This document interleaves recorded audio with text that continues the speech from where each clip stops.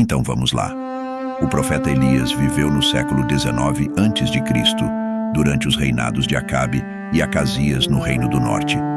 Em sua época, o povo de Israel havia se dividido em dois reinos: Judá, o Reino do Sul, com capital em Jerusalém, e Israel era o Reino do Norte com capital em Samaria. A Bíblia não refala sobre a vida pessoal e familiar do profeta Elias.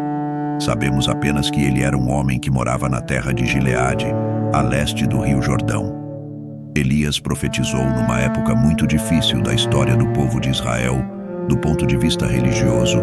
Isso porque no tempo de Elias, o Reino do Norte havia alcançado a sua melhor posição econômica, desde que havia ocorrido a separação do reino após a morte de Salomão. O rei Onri estava procurando estabelecer boas relações com as nações vizinhas. Por isso, ele casou seu filho, Acabe, com Jezabel, filha de Etbaal, rei dos Sidônios. Então esse casal introduziu em Israel a adoração ao deus Baal, e eles estavam tão dispostos a não obedecer a Deus que Acabe acabou construindo um templo para Baal em Samaria.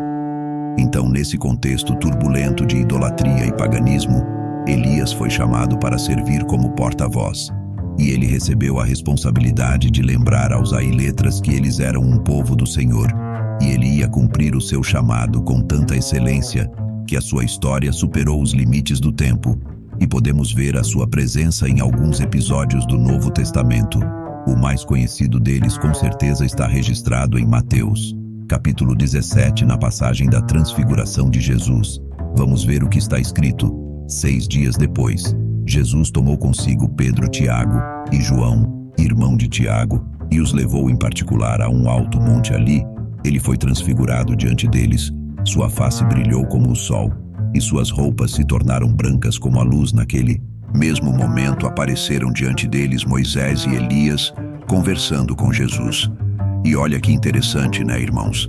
Elias, ele estava representando os profetas, e Moisés representando a lei de Deus. E um dos segredos desse profeta é que ele sempre foi um homem de muita fé, e isso é refletido até mesmo em seu nome, que significa Jeová é Deus, Elias. Então era um homem íntegro, fiel, e ele não se vaidecia pelo fato de ser um representante de Deus na terra. E até hoje, ele é um exemplo para todos nós cristãos, nos mostrando que mesmo diante das tentações e dos sofrimentos, nós não podemos deixar de viver de acordo com o chamado que Deus nos confiou, mesmo antes de nascermos. E não somente isso. Elias foi capaz de fazer tudo o que ele fez, porque ele conhecia alguns segredos que fizeram dele um grande homem de Deus. Vamos a eles. O primeiro segredo: Elias conhecia a palavra como poucos, diferente do que a maioria das pessoas. O Elias não profetizava segundo a sua palavra, mas sim segundo a vontade de Deus. Ou seja, Elias conhecia as Escrituras muito bem. Então vamos focar a nossa atenção agora da passagem e que Elias orou para que Deus fizesse parar de chover em Israel, no livro de 1 Reis. Capítulo 17. Elias anunciou que haveria uma grande seca em Israel, que provaria que Deus era muito mais poderoso que Baal, considerado por seus adoradores como Deus da vida e da fertilidade. Com isso, a falta de chuvas representavam um ataque direto à suposta capacidade de ser ídolo, de controlar as condições do tempo e a orar para que Deus fechasse os céus e cessasse a chuva. Elias não estava colocando em prática uma vontade sua de fazer justiça, e sim clamando ao Senhor para que ele cumprisse a vontade dele de acordo com a sua palavra. Ou seja, Elias já sabia que e fechar os céus, porque as Escrituras diziam isso. Vamos ver o que está escrito em Deuteronômio capítulo 11. Tenham cuidado para não serem enganados, elevados a desviar-se para adorar outros deuses e a prostrar-se perante eles. Caso contrário, a ira do Senhor se acenderá contra vocês, e ele fechará o céu para que não chova e para que a terra nada produza. E assim vocês logo desaparecerão da boa terra que o Senhor está dando. Olha isso, irmãos, como todo o profeta. Elias também prezava por santidade, e ele não suportava ver o povo do Senhor, pecando contra Deus, e achar que nada iria acontecer. Era como se eles estivessem dizendo: a Deus, Senhor, Eu sei que a tua palavra diz que o Senhor iria fazer a chuva parar de cair sobre Israel. Se eles esquecessem quem é o Senhor e se voltassem para outros deuses, bem é isso que está acontecendo. Bom, então faça valer a sua promessa e dê uma lição nessa gente que realmente Deus honrou a palavra de Elias, irmãos. E da mesma forma, se você espera que Deus usa a sua vida para fazer a diferença nesse mundo, você precisa, em primeiro lugar, conhecer o que a palavra do Senhor diz.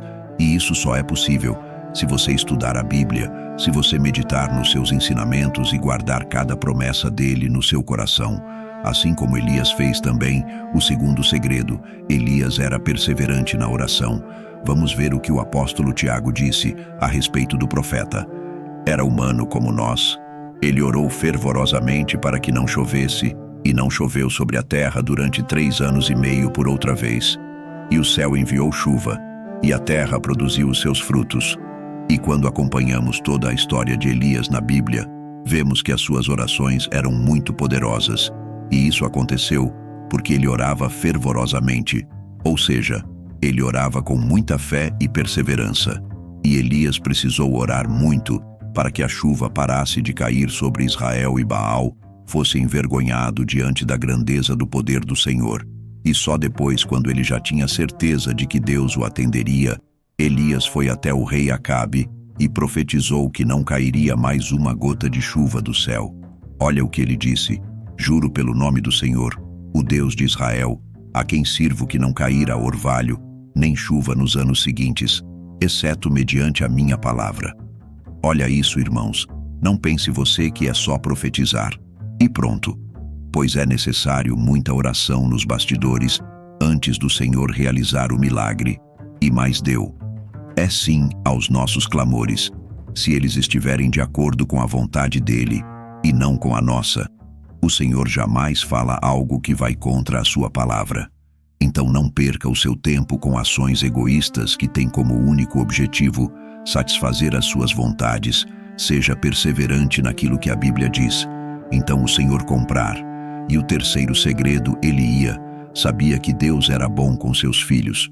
Eu não sei se você reparou, mas naquela passagem do livro de Tiago, disse que Elias orou fervorosamente para que não chovesse. Mas quando era para fazer chover, a Bíblia diz que Elias apenas orou outra vez e o céu enviou chuva. Então isso deixa claro uma coisa: Elias orou mais para fazer Deus fechar os céus do que para abrir. Sabe por quê? Porque fechar o céu é um juízo de Deus. E com isso o justo sofre também. E por mais que a idolatria dominasse o reino de Israel, eu vi pessoas fiéis ao Senhor em meio àquele povo, e eles também sofreriam com a seca. Então não era da vontade do Senhor trazer o juízo, porque Deus é bom, e ele sabia muito bem disso agora. Quando era para abrir os céus, então era uma bênção do Senhor, e Deus, em sua infinita bondade e misericórdia, se alegrar ia em voltar a cuidar dos seus filhos. E como isso pode influenciar na nossa vida, o que esse segredo pode nos ensinar? Isso nos mostra claramente que Deus tem mais prazer em abrir portas do que em fechar, porque Ele prefere muito mais abençoar do que julgar. Amém? Deu para entender. Por isso, se nós quisermos ser atendidos por Deus, nós temos que viver de um modo que o agrade. Assim como Elias viveu, sem uma vida de fidelidade, com uma vida de santidade ao Senhor, nós não poderemos desfrutar de uma comunhão com Ele. E com isso as nossas orações não serão tão eficazes como é de Elias. Mas se nós temos a vida de santidade, uma vida de obediência, podemos ter a certeza de que o Senhor nos ouvirá. E outra coisa que nós não podemos deixar passar: Elias orava crendo de coração, acreditando realmente que Deus atende a oração do seu servo. E a Bíblia diz em Hebreus capítulo 11 que sem fé é impossível agradar a Deus. E ela também diz em Jeremias 29 que se nós buscarmos ao Senhor de todo o nosso coração, nos o encontraremos. Amém. Espero que você aprenda sobre esses 3 segredos da vida do profeta Elias e que você aplica eles no seu dia a dia, porque assim o Senhor fará grandes coisas na sua vida e através de você, e eu tenho certeza que você será muito usado nessa geração e que Deus cumprirá todos os planos que tem para a sua vida. Amém.